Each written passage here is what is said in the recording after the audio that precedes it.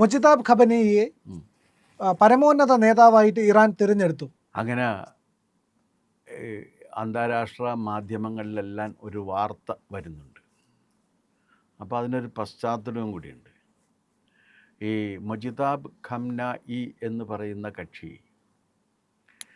ഇപ്പോൾ കൊല്ലപ്പെട്ട അലി റൂഹുള്ള മറ്റേ ഖമനേയി ഉണ്ടല്ലോ, ആ അലി റൂഹുള്ള ഖമനേയിയുടെ രണ്ടാമത്തെ മകനാണ്. പക്ഷേ ഇദ്ദേഹം ഇസ്ലാമിക വിപ്ലവം അദ്ദേഹം നയിക്കുന്ന കാലത്ത് അതിൻ്റെ കൂടെ വളർന്ന കൊച്ചുകുട്ടിയാണ്. ഇപ്പോൾ 56 വയസ്സുള്ള അയാൾക്ക്, 56 വയസ്സുള്ള. പക്ഷെ പ്രോപ്പർ എഡ്യൂക്കേഷൻ കിട്ടിയിട്ടില്ല മതകാര്യങ്ങളിൽ തന്നെ. എന്നാലും ശരിയാണ്, വാപ്പ അധികാരത്തിലെത്തിക്കഴിഞ്ഞപ്പോഴേക്കും പ്രധാനപ്പെട്ട അധികാരങ്ങളുടെ മുഴുവൻ കേന്ദ്രമായി പ്രവർത്തിച്ചിരുന്ന ആളാണ് ഈ മുജിതാബ് ഖമനേയി. പ്രധാനപ്പെട്ട അധികാരം. അദ്ദേഹത്തിനൊരു ഭാര്യയുണ്ട്, ഭാര്യയുടെ പേര് സാഹറ എന്നാണ്. അദ്ദേഹം 3 സുപ്രധാന വകുപ്പുകളാണ് കൈകാര്യം ചെയ്തിരുന്നത്. ഒന്ന് ആഭ്യന്തര സുരക്ഷിതത്വം, രണ്ടാമത് സാമ്പത്തികം, മൂന്നാമത് രഹസ്യാന്വേഷണം. പക്ഷേ ഇങ്ങനെ ഈ വകുപ്പുകൾ കൈകാര്യം ചെയ്ത് ബിഹൈൻഡ് ദ കർട്ടനിൽ ഇരുന്നുകൊണ്ട് കൈകാര്യം ചെയ്തിരുന്ന അത് ഈ വകുപ്പുകളെല്ലാം ഭരണം ശരിക്ക് നടത്തിയിരുന്നവരിൽ ഒരാൾ ഇദ്ദേഹമാണ്. ബാപ്പ ഇങ്ങനെ അവിടെ ഇരിക്കും, ഭരണം ഇയാളായിരുന്നു നടത്തിക്കൊണ്ടിരിക്കും. അപ്പോൾ ഇതിലും വേറൊരു കാര്യമുണ്ട്. അതെന്താണെന്ന് വെച്ച് കഴിഞ്ഞാൽ, ഈ ഇറാൻ സൈന്യം ഉണ്ടായിരുന്നു. Islamic republic of Iran army എന്നാണ് അതിൻ്റെ പേര്. അതായിരുന്നു ഇറാൻ്റെ സൈന്യം. ഷായുടെ കാലത്തും അതിനു മുൻപൊക്കെ തുടങ്ങി രൂപീകരിക്കപ്പെട്ടു എന്നാണ് ആ സൈന്യം. പക്ഷേ അയത്തുള്ള റൂഹുള്ള ഖൊമേനി അധികാരം പിടിച്ചെടുത്ത് കഴിഞ്ഞപ്പോഴേക്കും ഈ മറ്റേ ഖമനേയിയുടെ നേതൃത്വത്തിൽ എന്ത് ചെയ്തെന്ന് വെച്ച് കഴിഞ്ഞാൽ, ഒരു ഇസ്ലാമിക് റവല്യൂഷണറി ഗാർഡ് കോർ എന്ന് പറയുന്ന ഒരു സൈന്യത്തെ രൂപീകരിച്ചു. IRGC. അതാണ് IRGC. ഈ സൈന്യത്തിൻ്റെ നിയന്ത്രണവും ഈ ഇൻറ്റേർണൽ സെക്യൂരിറ്റി ഈ സൈന്യം ഏറ്റെടുക്കുകയും ആ സൈന്യത്തിൻ്റെ നിയന്ത്രണവും ഈ മുജിതാബിന് ആയിരുന്നു. യഥാർത്ഥ സൈന്യം 3,50,000 പേരും ഈ IRGC എന്ന് പറയുന്ന ഈ സ്വന്തം സൈന്യം 1,09,000 പേരും, പിന്നെ പോലീസുകാർ എന്ന് നമ്മുടെ ഇടത്തിൽ പറയാവുന്ന തരത്തിലുള്ള ഒരു സേനാ വിഭാഗമുണ്ട്, അവർ 40,000 പേരും. അങ്ങനെ നോക്കുമ്പോൾ 5,80,000 പേരാണ് ഇറാൻ്റെ സൈന്യം. ഇതിൽ IRGC നിർബന്ധം പറഞ്ഞ് ഇയാളെ ഇതാക്കണം എന്ന് പറഞ്ഞു, പരമോന്നത രാഷ്ട്രത്തലവനാക്കി നിയമിക്കണം എന്ന് പറഞ്ഞു. അപ്പോൾ ഈ രാഷ്ട്രത്തലവൻ ആയിക്കഴിഞ്ഞാൽ ഒരു ഇതുള്ളതെന്ന് വെച്ചാൽ, അദ്ദേഹം മതപരമായ കാര്യങ്ങളുടെ ചീഫാണ്, ജുഡീഷ്യറിയുടെ ചീഫാണ്, അഡ്മിനിസ്ട്രേഷൻ്റെ ചീഫാണ്, പിന്നെ സൈന്യത്തിൻ്റെയും ചീഫാണ്.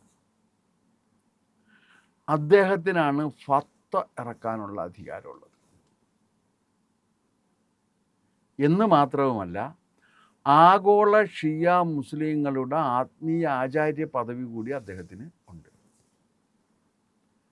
അപ്പോൾ ഇങ്ങനെയുള്ള ഒരു പദവിയിൽ ഒരാൾ എത്തണം എന്നുണ്ടെങ്കിൽ മാർജ ബിരുദം കിട്ടിയിരിക്കണം. ഷിയ പാരമ്പര്യത്തിൽ ആ ഷിയ വ്യാഖ്യാന പ്രകാരം ഉള്ള ഖുറാൻ്റെ നീതി വ്യവസ്ഥയും ആത്മീയ കാര്യങ്ങളും ഭരണ സംവിധാനവും സൈനിക സംവിധാനങ്ങളുമെല്ലാം അതിമനോഹരമായി വ്യാഖ്യാനിച്ച് ഉറപ്പിക്കാൻ കഴിയുന്ന ഉന്നത പാണ്ഡിത്യമുള്ള ബുദ്ധിശക്തി ഉള്ളവർക്ക് കൊടുക്കുന്നതാണ് ഏത്? മാർജ ബിരുദം. ഈ മാർജ ബിരുദം ഇദ്ദേഹത്തിന് ഇല്ല. ഒന്ന്. അപ്പോൾ നമുക്കൊരു കണ്ട് ഇദ്ദേഹത്തിൻ്റെ വാപ്പക്ക് അതും ഉണ്ടായിരുന്നില്ല. രണ്ടുപേർക്കും ഇല്ല. വാപ്പ എന്ത് ചെയ്യുമെന്ന് വെച്ച് കഴിഞ്ഞാൽ ഒരു ചെറിയ കൈക്രിയ ചെയ്ത് ഇതിൻ്റെ ചീഫാകാൻ വേണ്ടിയിട്ട് അപ്പോൾ മാർജ ബിരുദം ഉള്ളവനെ ഇതിൻ്റെ ആകാൻ പാടില്ലെന്ന് ഇറാൻ്റെ ഭരണഘടനയുടെ 111 വകുപ്പ് പറയുന്നുണ്ട്. അനുച്ഛേദം 111 കൃത്യമായിട്ട് പറയുന്നുണ്ട്. പുള്ളി ആദ്യം അതങ്ങോട്ട് മാറ്റി. ആ മാർജ എന്നുള്ളത് അങ്ങോട്ട് മാറ്റിയിട്ട് ഒരു ഇസ്ലാമിക് സ്കോളർ എന്നെഴുതി വെച്ചു. ഇസ്ലാമിക മതപണ്ഡിതൻ. അങ്ങനെ ഈ ഭരണഘടനയിൽ കൈക്രിയ ചെയ്താണ് ഈ മറ്റേ ഖംനേയി ഈ പദവിയിലെത്തിയത്. മകൻ അതേ പാരമ്പര്യം തുടർന്നുകൊണ്ട് വരുന്നുണ്ട്. ഇത് ആകാം എന്നാണ് പറയുന്നത്. മകനെ ഈ ഖംനേയിക്ക് കുറേയെങ്കിലും മതവിദ്യാഭ്യാസവും മതകാര്യങ്ങളിൽ വിജ്ഞാനം ഉണ്ടായിരുന്നു. ഇയാൾക്ക് അതൊന്നുമില്ല. പക്ഷെ ഇയാളെ എതിർക്കുന്നൊരു വലിയ വിഭാഗം അവിടെയുണ്ട്. IRGCയിലുണ്ട്, സൈന്യത്തിലുണ്ട്, സാധാരണ ജനങ്ങൾക്കിടയിലുണ്ട്, മതവിശ്വാസികൾക്കിടയിലുണ്ട്. അവർ പറയുന്നത് എന്താണെന്ന് വെച്ച് കഴിഞ്ഞാൽ, ഇദ്ദേഹം കൈകാര്യം ചെയ്ത 3 വകുപ്പുകളാണ് ഈ ഭരണത്തെ നശിപ്പിച്ചത്. ഇൻറ്റേർണൽ സെക്യൂരിറ്റി, ആഭ്യന്തര സുരക്ഷിതത്വം ഇദ്ദേഹത്തിൻ്റെ ഭരണകാലത്ത് തകർന്ന് തരിപ്പണമായി. എഗ്രീഡ്. പിന്നെ രഹസ്യാന്വേഷണം ഇദ്ദേഹത്തിൻ്റെ കീഴിലായിരുന്നു. എന്ത് രഹസ്യാന്വേഷണമാണ് ഈ അദ്ദേഹത്തിൻ്റെ പേരുന്ന അയത്തുള്ള ഖംനേയി. അയത്തുള്ള ഖംനേയി അടക്കമുള്ള ഉന്നത തന്മാരെല്ലാം എവിടെ യോഗം ചേരും, എപ്പോൾ ചേരും എന്നറിഞ്ഞ് ആ യോഗം മാറ്റിവെച്ചിട്ട് ആ മാറ്റിവെച്ച സമയം അടക്കം സ്ഥലവും അറിയുകയും അവിടെ ബോംബിട്ട് അവരെ മുഴുവൻ കൊന്നിട്ട് ഇതിനെക്കുറിച്ച് ഒരു വിവരവും തേടാൻ കഴിയാത്ത രഹസ്യാന്വേഷണ വകുപ്പാണ് നമ്മുടെ ഈ മാന്യൻ്റെ കൈകാര്യം ചെയ്തത്. അടുത്തത് സാമ്പത്തികമാണ് ഇദ്ദേഹം കൈകാര്യം ചെയ്തത്. വിലക്കയറ്റം കൊണ്ട് ആ രാജ്യം തകർന്ന് തരിപ്പണമായിക്കൊണ്ടിരിക്കുകയാണ്. എണ്ണ ഒരുപാട് കിട്ടുന്നത് കാരണമാണ് അത് നിലനിന്ന് പോകുന്നത്. ഇത്തരത്തിലുള്ള ഒരാളെ ഇതിൻ്റെ രാഷ്ട്രത്തലവനായിട്ട് വെച്ച് കഴിഞ്ഞാൽ അത് മതത്തിനും ജുഡീഷ്യറിക്കും ഭരണത്തിനും സൈന്യത്തിനും എല്ലാം ദോഷം ചെയ്യും എന്ന് വാദിക്കുന്നൊരു വലിയ വിഭാഗമുണ്ട്. അവരുടെ എതിർപ്പുള്ളത് കൊണ്ടാണ് ഇത് പ്രഖ്യാപിക്കാൻ വേണ്ടി വൈകിക്കൊണ്ടിരിക്കുന്നത്.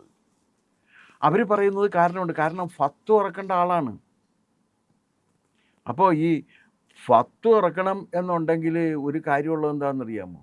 മതത്തിൽ വിജ്ഞാനം വേണം. അതിൻ്റെ ആത്മീയ കാര്യങ്ങളിൽ മാത്രം പോരാ, അതിൻ്റെ നിയമകാര്യത്തിലും കൂടി വേണം. ഭരണപരമായിട്ടുള്ള കാര്യവും അറിഞ്ഞിരിക്കണം. സൈനിക വ്യവഹാരങ്ങൾ എന്താണെന്ന് അതും അറിഞ്ഞിരിക്കണം. ഇതിൽ ഈ ആത്മീയ കാര്യങ്ങളിലും നിയമപരമായ കാര്യങ്ങളിലും ഈ ഇദ്ദേഹത്തിന് മറ്റേ മൊജിദാബിനുള്ള കഴിവ് സംശയാസ്പദമാണ് എന്ന് മതപണ്ഡിതന്മാരും നിയമജ്ഞരും ഒക്കെ പറയുന്നുണ്ട്. ഇത് കഴിഞ്ഞാലുള്ളൊരു പ്രശ്നം എന്താണെന്ന് വെച്ചാൽ, ഇദ്ദേഹം വന്നു കഴിഞ്ഞാൽ ഈ ഭരണത്തിൻ്റെ തലവനാണ്. അയത്തുള്ള അലി ഖമനേയിയുടെ പദവി എന്ന് പറഞ്ഞാൽ ചെറിയ പദവിയായിരുന്നില്ല. അതിനു മുമ്പുള്ള മറ്റേ അയത്തുള്ള റൂഹുള്ള ഖുമേനിയുടെയും ഇതിനകത്തൊരു വ്യത്യാസമുണ്ട്. ഈ ഖുമേനിയും ഖമനേയും രണ്ടും രണ്ടാണ്. ഖുമേനിയുടെ ഉപ്പാപ്പ ഇന്ത്യക്കാരനായിരുന്നു. അതെ, അത് യുപിയിൽ നിന്നെങ്ങാണ്ട് പോയ യുപിയിൽ നിന്ന് പോയ ഒരാളാണ്. ഖുമേനിയുടെ ഉപ്പാപ്പ ഇന്ത്യക്കാരനായിരുന്നു. പക്ഷെ ഖമനേയിക്ക് ഇന്ത്യയുമായിട്ട് യാതൊരു ബന്ധവുമില്ല. ഇത് പറയാൻ കാരണം എന്താണെന്ന് വെച്ചാൽ, ഇത് വന്ന സമയത്ത് ഇയാൾക്കും ഇന്ത്യയുമായിട്ട് ബന്ധമുണ്ട് എന്ന് പറഞ്ഞിട്ടുള്ള ഒരു സംഗതി വന്നതുകൊണ്ടാണ് വാർത്ത വന്നിരുന്നത്. ആ വാർത്ത തെറ്റാണത്. അങ്ങനെ ഒരു സംഭവം ഇല്ല. ഇയാൾക്കായിട്ട് യാതൊരു ബന്ധവുമില്ല എന്നുള്ളതാണ് വസ്തുത. കിന്ദൂർ എന്ന് പറയുന്ന ഗ്രാമത്തിൽ ജനിച്ചിരുന്ന സയ്യിദ് അഹമ്മദ് മുസാവി ഹിന്ദി, അതാണ് അദ്ദേഹത്തിൻ്റെ മുഴുവൻ പേര്. അദ്ദേഹം ഒരു മതപണ്ഡിതനായിരുന്നു. അദ്ദേഹത്തിൻ്റെ പൂർവികർ പേർഷ്യയിൽ നിന്നും കുടിയേറി യുപിയിലെത്തിയവരാണ്. ആ കുടുംബത്തിലാണ് അദ്ദേഹം ജനിച്ചത്. അദ്ദേഹം 1800 ജനിക്കുകയും 1869 മരിക്കുകയും ചെയ്തു. 1830 ഈ വിദ്വാൻ നേരെ ഇറാഖിലേക്ക് പോയി. ഇറാഖിൽ പോയിട്ട് അവിടുത്തെ നജദ് എന്ന് പറയുന്ന ഇസ്ലാമിക സർവകലാശാലയിൽ ചേർന്നിട്ട് മതവിദ്യാഭ്യാസം പൂർത്തിയാക്കി വലിയ മതപണ്ഡിതൻ എന്ന പേരോടുകൂടി ഇറാനിൽ വന്നു. ഈ നജദ് എന്ന് പറയുന്നത് ഇസ്ലാമിൻ്റെ ഈ ഷിയ വിഭാഗത്തിൻ്റെ വലിയ മതപാഠശാലയാണ്. വലിയ പണ്ഡിതന്മാരൊക്കെ പഠിപ്പിക്കുന്നുണ്ട്. ഇദ്ദേഹം എന്നിട്ട് പിന്നെ ഇസ്ലാമിൻ്റെ പ്രചാരണത്തിന് വേണ്ടിയും മതപരമായ കാര്യങ്ങളിൽ ജനങ്ങൾക്ക് അവബോധം ഉണ്ടാക്കാൻ വേണ്ടിയും പ്രവർത്തിച്ചുകൊണ്ട് ഇരിക്കുകയായിരുന്നു. ഇദ്ദേഹം പിന്നീട് പോയി അവിടെ പോയിട്ടൊരു ഇറാൻകാരിയെ വിവാഹം കഴിച്ച് അനേകം കുട്ടികളെ ജനിപ്പിച്ചു. അതിലൊരാളുടെ പേര് മുസ്തഫ ഹിന്ദി എന്നാണ്. ആ മുസ്തഫ ഹിന്ദിയുടെ മകനായിരുന്നു ആര്? മറ്റേ അയാത്തുള്ള റൂഹുള്ള ഖുമേനി.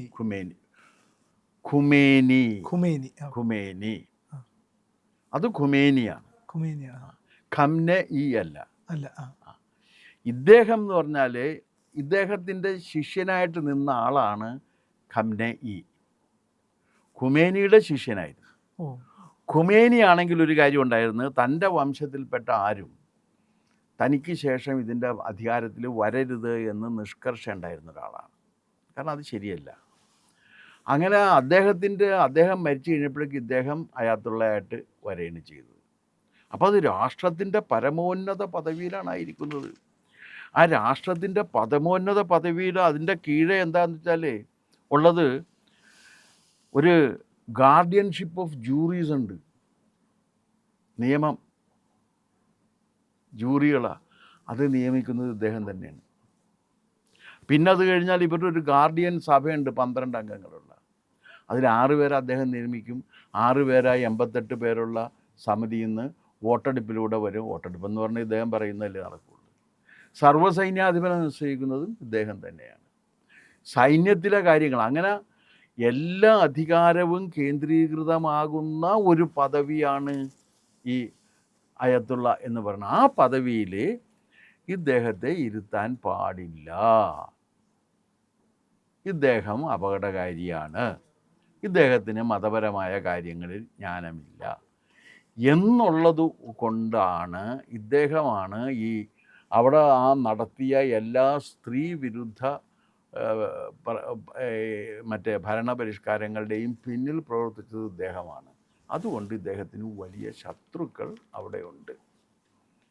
ഇതുകൊണ്ടാണ് ഈ പ്രഖ്യാപനം വൈകുന്നത്. പ്രഖ്യാപനം വന്നു കഴിഞ്ഞാൽ അവിടെ കലാപം ഉണ്ടാകും എന്നാണ് പറയുന്നത്.